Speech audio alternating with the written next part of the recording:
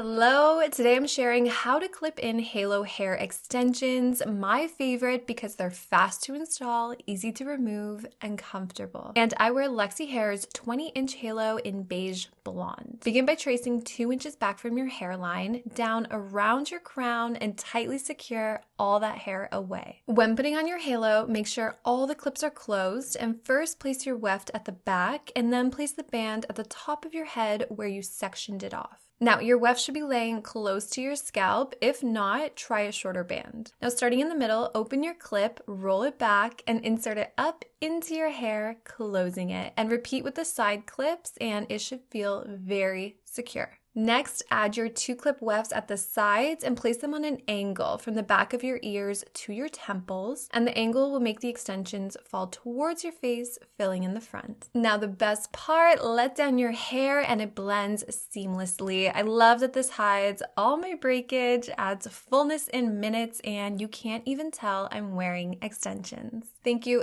so much for watching. Comment any questions that you have below. Bye.